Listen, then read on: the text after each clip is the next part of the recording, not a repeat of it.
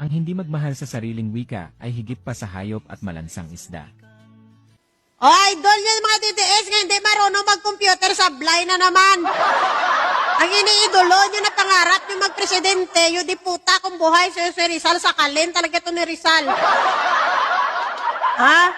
Inagawa niya ng linyada si Rizal, nilipat niya kay Bonifacio. At kung buhay si Bonifacio, labuon, kinasa ni Bonifacio sa kinahimo niya. Gawa-gawa siya ng sarili niyang pinag-switch niya ang dalawang bayani. Hindi po si Bonifacio ang nagsabi niyan mga kabataan, ha? Huwag kayong maniwala sa vice-presidente natin, kay minsan pabuba-buba talaga yan. Mga kabataan, hindi po si Bonifacio ang nagsabi na kung sino ang hindi marunong magmahal sa sariling wika ay mas mabaho pa sa malansang isda. Hindi po si Bonifacio may sabi niyan. Si Jose Rizal po ang nagsabi niyan, ha? Huwag kayo maniwala kay Sara Duterte, bupulos yan. Nakakahiya ka, no? Nakakaawa naman yung mga Pilipino, no? Tapos makikinig sila dito kay Sara Duterte, tapos yung mga kabataan natin, akala totoo yung sinasabi niya. Kasi role model to eh. Vice President to, isa to sa may pinakamataas na posisyon sa ating bansa, tapos tuturuan mo ng mali yung mga kabataan. Ha? Sino ba nagawa ng mo, Sara? Sino ba nagawa ng script mo? Bakit pabuba-buba? Ang sabi po ni Bonifacio, ang kanyang quote, ha? Ibigin mo ang iyong bayan ng sunod kay Bathala sa iyong kapurihan at higit sa lahat sa iyong sarili. Yan ang sinabi ni Bonifacio.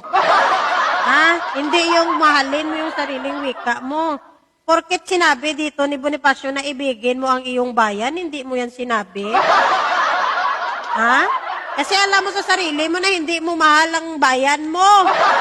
Kaya mas pinili mo na lang yung mahalin ng sariling wika kasi lagi kang binabanatan, bakit ka hindi ka marunong mag-English? Kaya mas pinili mo yung sabihin niya sa speech mo na mahalin ang sariling wika kasi napapahiya ka lagi. Diba? Dito naman sa sinabi ni Bonifacio na ibigin mo ang iyong bayan, allergy ka din dito.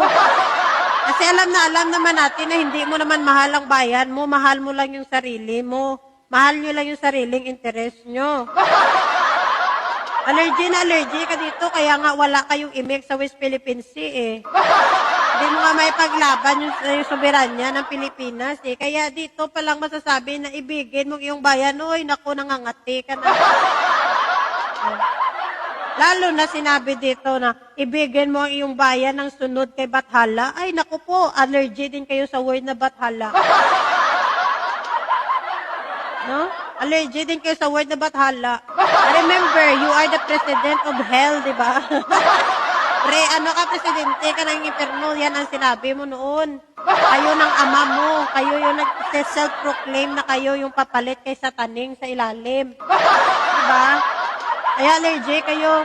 Pero naman, Sara, wag mo naman linlangin yung mga kabataan, no? Wag mong, hindi pagpatalanga ba? No, wag mong baguhin yung mga totoo na mga Diyos ko, nakakaawa yung Pilipino. Kita nyo? Ang talino ng BP, no? Ang talino ng soon-to-be president ng DDS, no? Ano matutunan ng mga kabataan sa'yo? Kasinungalingan mo at kabubuhan mo.